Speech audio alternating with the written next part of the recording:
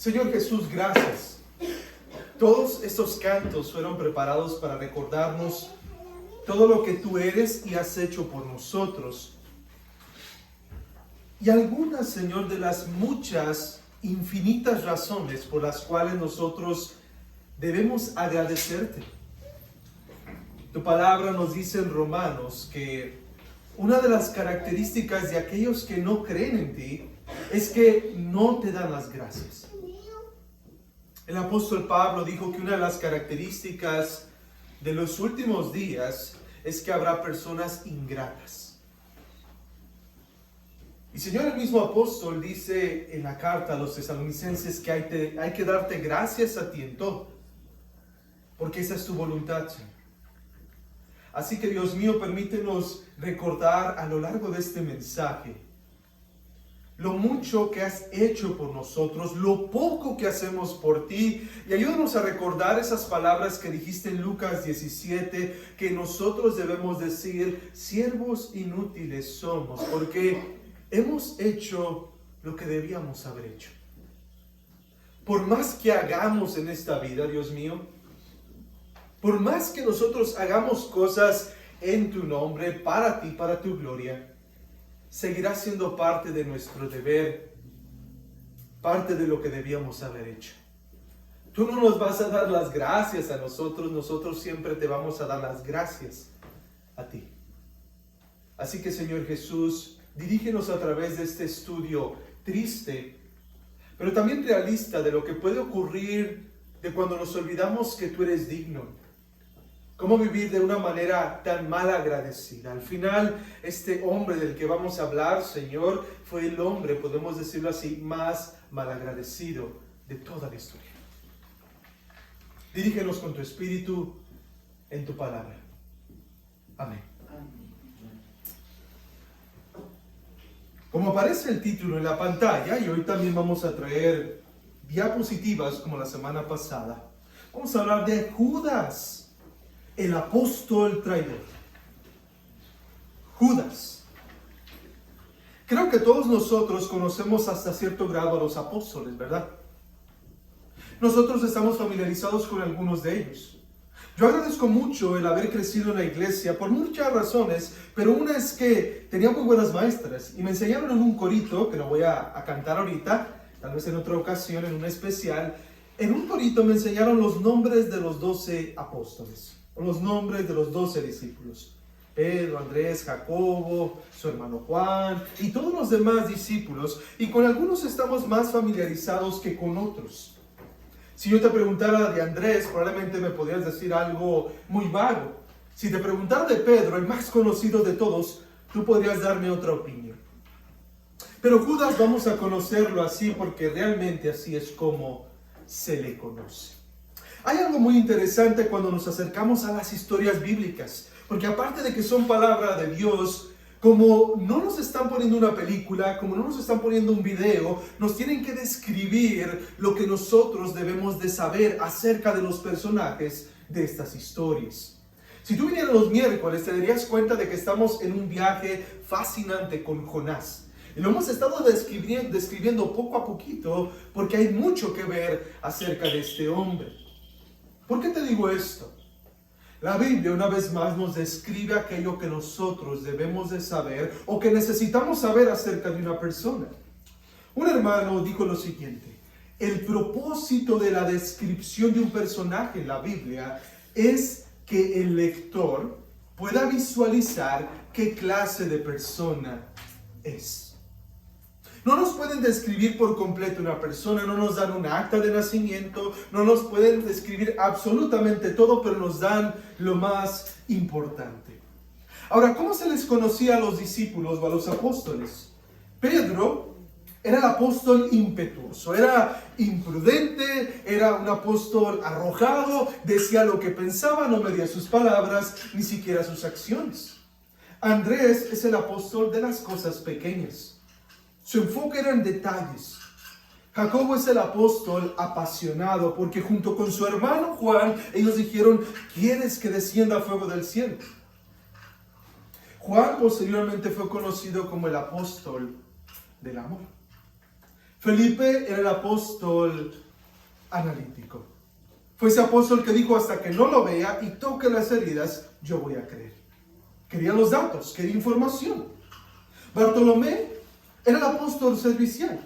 Natanael era aquel hombre que Jesucristo dijo: mira, he aquí un verdadero israelita en el cual no hay engaño. Sin engaño.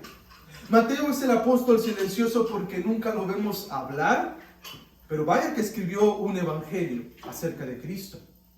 Tomás es el apóstol también malentendido. Es un apóstol que realmente se malinterpreta quién es él, porque se piensa que era un incrédulo, pero realmente buscaba los datos, la información. Tadeo probablemente es el menos conocido. Tadeo es el apóstol humilde. Y por eso es humilde, porque casi no vemos algo acerca de él. Y por último tenemos a Simón, el apóstol celoso. Y si tú vas adentrándote en la vida de estos hombres a lo largo de los evangelios, te das cuenta de algo. Estas características son ciertas. Y se dicen otras cosas, pero esta es la característica principal. Sin embargo, cada vez que Judas es mencionado en la Escritura, encontramos una referencia a su condición de traidor. Cada vez que tú encuentras una referencia o una descripción de Judas, siempre se habla de que es traidor. Siempre. Siempre, siempre. No se dice otra cosa más que esto mismo. Hay algunos pasajes que quisiera que viéramos juntos. Mateo 10:4 dice: Simón el cananita, el celote, y Judas Iscariote, el que también, ¿qué dice? Lo entregó. Esta es la lista de los 12 discípulos. Cuando Marcos hace lo mismo en su evangelio, Marcos 3:19, dice: Judas Iscariote, el que también lo entregó. Ahora, a estas alturas de las historias de los evangelios, aún no pasa eso. Aún no entrega a Jesús, pero desde el principio los autores de los evangelios quieren que tú y yo tengamos en mente, bien presente, que este fue el que lo traicionó. Este fue el que lo vendió. Este fue el que de todos, por 30 piezas de plata, lo cambió. Más adelante en la historia encontramos algo muy interesante. Va a comenzar apenas la primera iglesia, están 120 cristianos reunidos orando juntos y el primer asunto que se trae a colación es el asunto de Judas. El apóstol Pedro dice: hermanos, tenía que cumplirse la escritura en que por boca de David el Espíritu Santo predijo acerca de ¿quién? Judas Iscariote, el que se hizo guía de los que prendieron a Jesús. Y fíjate cómo lo dice Pedro: se hizo guía, nadie lo obligó, él mismo se puso ese cargo. Yo les entrego a Jesús, como lo vamos a ver más adelante. Cuando vamos a estos personajes nos damos cuenta de algo. Los otros 11 apóstoles, con sus defectos, a veces parecen un poco invisibles, no podemos notar mucho de ellos. Estos apóstoles son un gran aliciente para nosotros. Vemos a Pedro y decimos: bueno, si Pedro lo hizo, yo también puedo hacerlo, en el sentido de que me equivoco, peco, y el Señor pues me perdona. Gracias a Dios por Pedro, dice una canción por ahí. Sin embargo, Judas perdura como una, ¿qué dice? Advertencia. Judas es una advertencia. Es triste que cada vez que se mencionan los evangelios se enfoquen en eso. Él fue el que lo entregó. Él fue el que lo entregó. Él fue el que vendió al Señor Jesucristo. Eso es algo triste. Imagínate que tu vida sea esa patente. Que se te conozca por eso. Oh, mira, esa persona es así. Esa persona es así. Y es así. O el fulano de tal. En ocasiones me ha tocado, yo creo que a ti también te ha tocado, que preguntas por alguien: ¿conoces a fulano de tal? Y le dicen de otra manera, ¿no? Que a lo mejor no es muy grata. Oh, el mentiroso aquel. Eso es terrible, pero así era Judas. Cualquier otra descripción que fuera no serviría tanto para recordarnos como advertencia el peligro para nuestras vidas. Ahora, la realidad es esta: las pocas referencias que se nos dan de los evangelios o en los evangelios sugieren que desde hacía tiempo que había venido desilusionándose y amargándose. Pero todo eso lo mantuvo en secreto. No crean que de repente le salió esa oferta, no fue el buen fin espiritual, de que dijo, yo lo vendo. No, ya venía en su corazón trabajando todo eso y cuando salió la oportunidad, lo hizo. ¿Cómo sabemos esto? Vamos a darnos cuenta de algo muy importante en la historia. Vamos a entrar a Lucas. Y aquí se nos habla de los 12 discípulos. Dice, en esos días Jesús se fue al monte a orar y pasó toda la noche en oración a Dios. Cuando se hizo de día, llamó a sus discípulos y escogió 12 de ellos, a los que también dio el nombre de apóstoles. Después de casi 1 año y medio de Jesús estar con estas personas, los nombró apóstoles. Eso es un detalle que quiero enfatizar un poquito. Mucha gente dice, pasaron 3 años con Jesús. Sí, pero fue al año y medio aproximadamente que Jesús los nombró apóstoles. Ya eran discípulos, pero en este momento los llamó a ser apóstoles. ¿Cuáles eran estos hombres? Bueno, dice así: Simón, a quien también llamó Pedro, y Andrés, su hermano, Jacobo, Santiago, y Juan, Felipe y Bartolomé, Mateo y Tomás, Jacobo, Santiago, hijo de Alfeo, y Simón. Se fijan que se repiten mucho los nombres, es muy interesante, ¿no? Al que llamaban el celote, Judas, hijo de Jacobo, ese es otro Judas, y dice, y Judas Iscariote, ¿qué dice? Que llegó a ser traidor. Llegó a ser traidor. ¿Por qué esta frase es importante? Vamos a verlo a continuación, y si estás tomando notas mentales o físicas, tienes que poner mucha atención a esta frase. Esta frase literalmente significa, así mismo se hizo o se convirtió. Así mismo se hizo o se convirtió. Una vez más, nadie lo obligó a hacerlo. Eso es algo que él iba trabajando en su corazón. Eso es algo que él iba trabajando mientras conocía a Jesús, y él tenía una expectativa del Mesías y no se cumplía o no se parecía. Entonces, cada vez que chocaba con eso, en su corazón se iba formando eso de ser un traidor del Señor Jesucristo. Seguía caminando junto con los 12, junto con el Señor, pero en su corazón él se iba desilusionando más y más, a tal grado que en cierto momento le traicionaría por completo. Ahora, esta palabra traidor es una palabra muy gráfica, es una palabra súper gráfica, porque literalmente significa entregar en las manos de otro. Entregar en las manos de otro. Y me encanta cómo el Señor usa las palabras en el Nuevo Testamento, en toda su palabra, pero esta palabra traidor, que es prodetes o prodotes, esa palabra solamente se usa para describir a Judas. Es como un título, el traidor, el traidor. Él se convirtió en el traidor por excelencia. Si no me creen, en la actualidad, cuando alguien nos traiciona, sea jugando o sea algo duro, difícil, ¿cómo lo decimos? Judas, ¿no? Si tú usas esa palabra o ese nombre Judas, llega a ser un sinónimo de ser una persona traidora.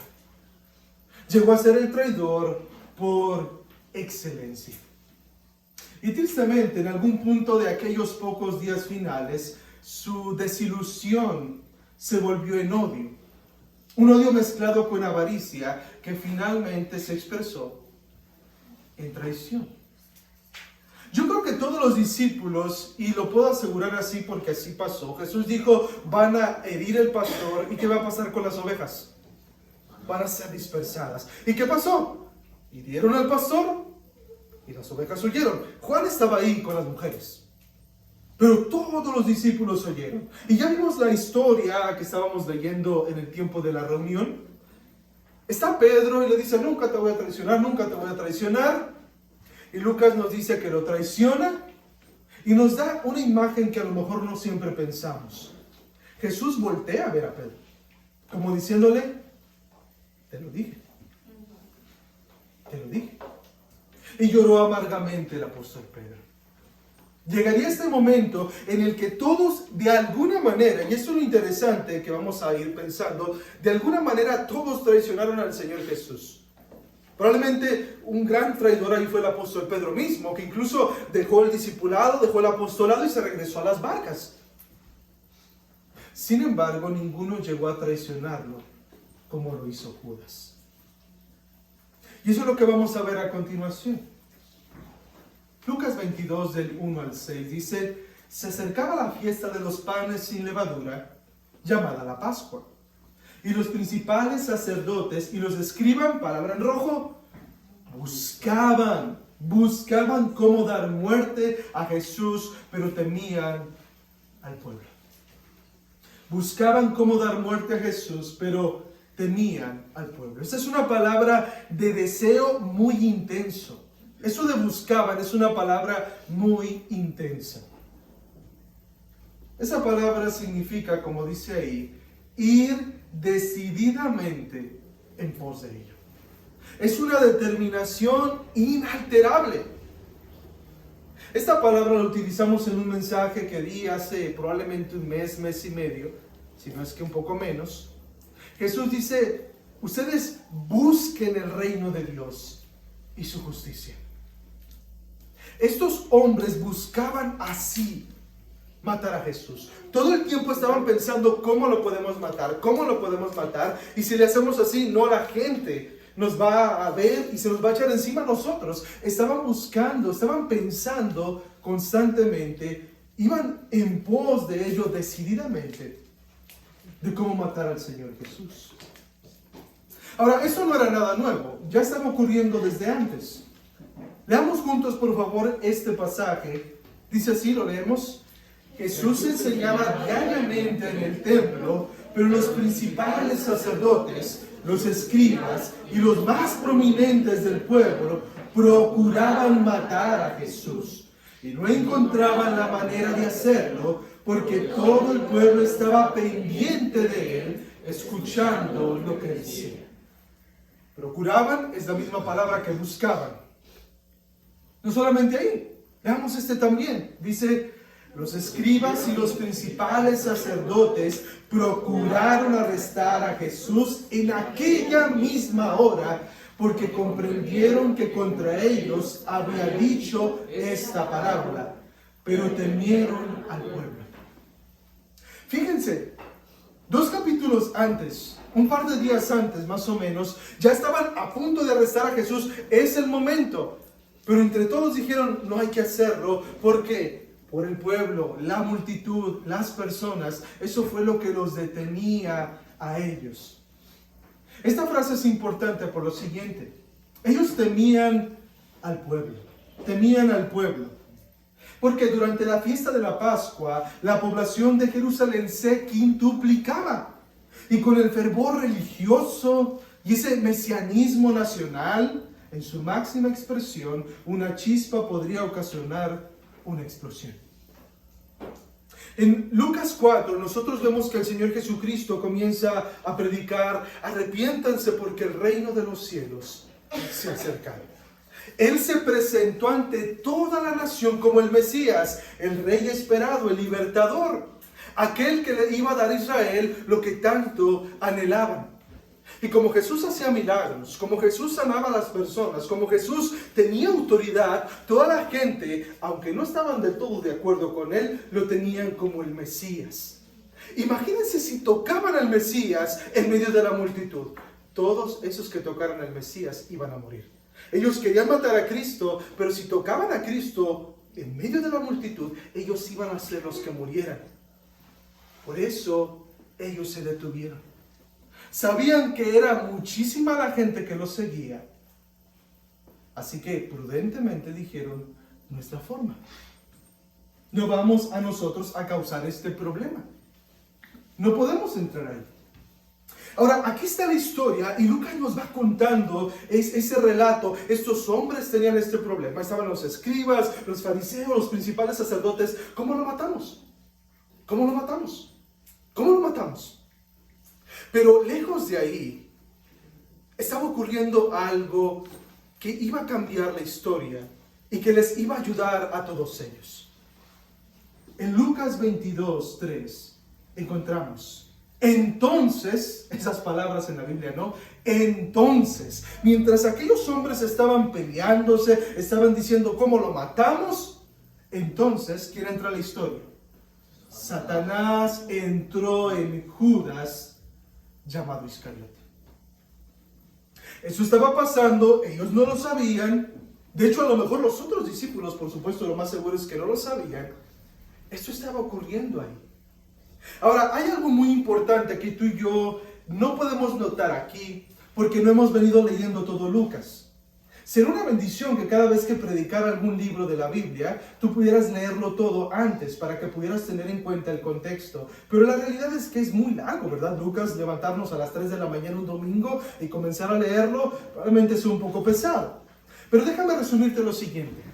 Después de que Jesús comienza a presentarse como el Mesías, en Lucas 4 nosotros encontramos un periodo que se llama la tentación del Señor Jesucristo. ¿Y quién lo estaba tentando? Satanás lo estaba tentando. 40 días, 40 noches. Pero al final Jesús, ¿qué? Vence. Tiene victoria. ¿Y qué ocurre? ¿Qué ocurre? Dice aquí, cuando el diablo hubo acabado toda tentación, se alejó de él, de Jesús, esperando, ¿qué dice ahí? Un tiempo oportuno. Esa parte es importante de la historia, porque a veces decimos Satanás salió corriendo, ¿verdad? Pero no fue así. Ok, dijo, me alejo de ti, me venciste esta ocasión, pero voy a esperar un tiempo oportuno. Un tiempo oportuno. Esta frase significa el momento adecuado. Satanás por muchas ocasiones y muchas maneras intentó quitar a Cristo de su misión. Incluso antes de que Él naciera, ya había puesto en el corazón de otras personas que mataran a Jesús. Pero Él se dio cuenta en medio de esa tentación, no es el momento adecuado, voy a esperar a que llegue otro momento adecuado. La palabra que aparece ahí es la palabra kairos. En la Biblia se habla de dos tipos de tiempo. Uno es el tiempo cronos, de donde viene la palabra cronológico, cronograma, todo lo que tiene que ver con tiempo. Cronos es el tiempo medido por minutos, por segundos, por horas, es el tiempo medido. Kairos tiene que ver con otra cosa. Kairos, como dijo este hermano, es un punto o lugar decisivo o crucial. Kairos se refiere al momento decisivo en que usted puede aprovechar la oportunidad que tiene frente a usted. Kairos son eventos, son ocasiones, son oportunidades, son épocas incluso. Esos son los kairos en la Biblia. Y Satanás en aquella ocasión dijo, ya pasé 40 días y 40 noches tentando aquí al Mesías, no cayó. No voy a insistir más, voy a esperar el kairos, el momento decisivo, crucial para hacerlo. No es aquí. Y como vimos, ya había llegado el tiempo. Ahora, hay algo que tú y yo ya sabemos de Lucas y que sabemos también de Judas, que debemos de recordar en esta ocasión porque Lucas nos lo recuerda. Acabamos de ver que dice en el versículo 3 de Lucas 22 que Satanás entró en Judas, llamado Iscariote. Pero después de eso encontramos esta descripción, que pertenecía al número de los 12 apóstoles. Pertenecía al número de los 12 apóstoles. Ahora, eso ya no nos dijo en el capítulo 6. O sea, si vamos leyendo la historia, eso ya lo sabemos, porque Lucas vuelve a repetir esto aquí. Porque Lucas vuelve a recordarnos algo que ya sabemos, algo que dijo muy en claro anteriormente. Porque esto es lo chocante de la historia y que a veces nosotros no lo vemos ni en nuestra propia vida. Lo que está diciéndonos Lucas aquí para reimpresionarnos otra vez o para que nosotros lo repensemos bien es: este hombre al cual Satanás vino a su vida es nada más y nada menos que un apóstol. No solo un discípulo, no alguien como este Nicodemo que le caía bien Jesús, pero de lejos era un apóstol. ¿Qué era un apóstol? ¿O quiénes eran los apóstoles? Los hombres que estuvieron más cerca de Jesús durante su vida terrenal. Hay una frase que se utiliza mucho cuando tú y yo pecamos y cuando otros cristianos pecan y desobedecen a Dios. ¿Tú la conoces? Tal vez te la han dicho y tal vez ahorita que te la recuerde te moleste y te acuerdes de esa persona y dices, es cierto. Cuando tú y yo desobedecemos, pecamos o no vivimos de acuerdo a lo que la gente dice o quiere, nos dicen, y eso que es cristiano. ¿Verdad?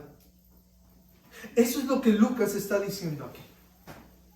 Y eso que era un apóstol. La persona menos esperada que podría hacer esto, lo está haciendo. Como cuando tú y yo pecamos, desobedecemos a Dios, de quien menos se espera que peque, desobedezca a Dios, somos tú y yo. Y cuando lo hacemos, aparece esta frase, que pertenecía a Cristo Jesús, que pertenecía al número de los 12. ¿Por qué esta parte es importante? Porque Lucas está llamando la atención a algo que tú y yo siempre pasamos por alto. Se está escribiendo una historia de nosotros.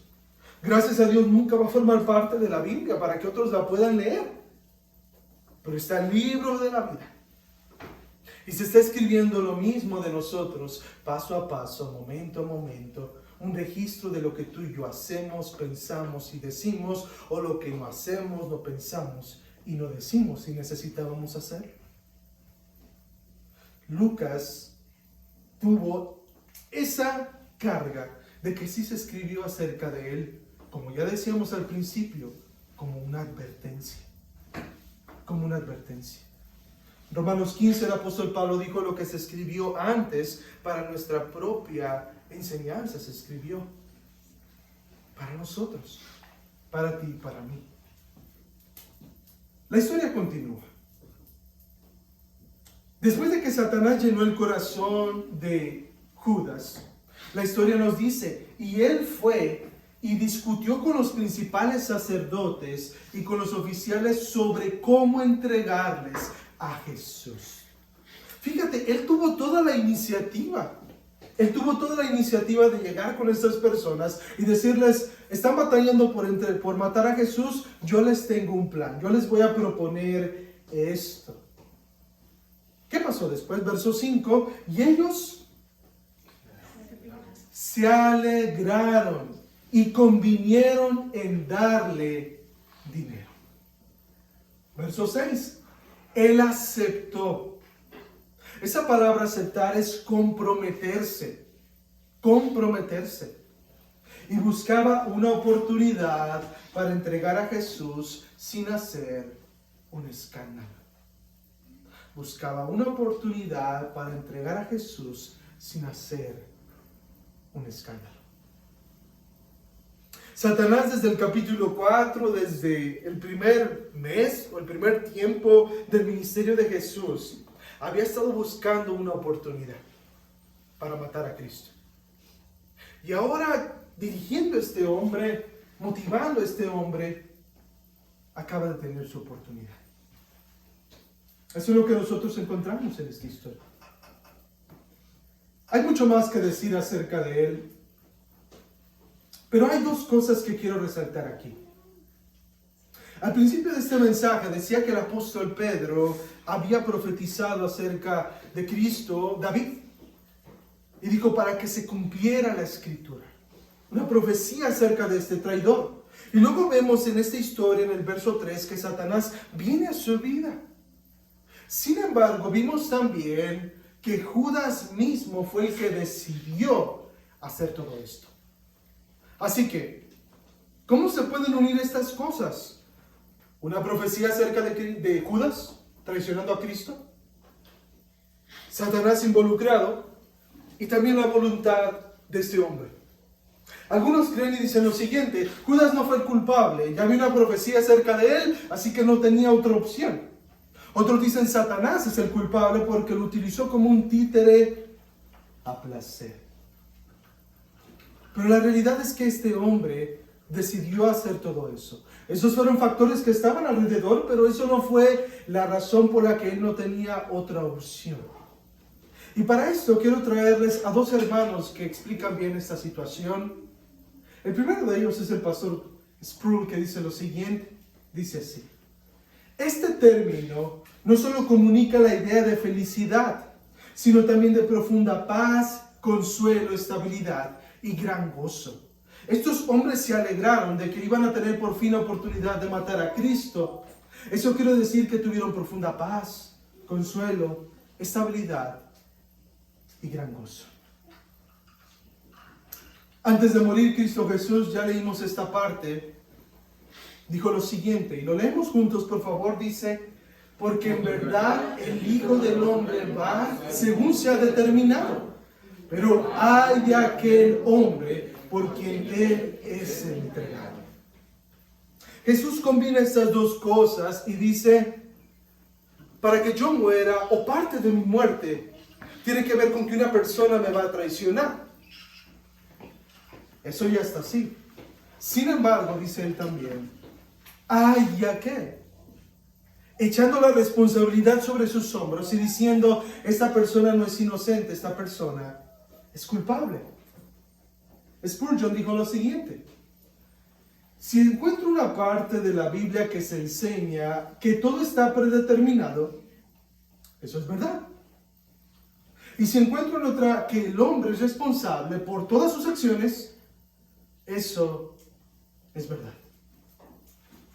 Él concluye: yo no creo que puedan fundirse en una sola sobre ningún yunque terrenal, sino que serán una en la eternidad.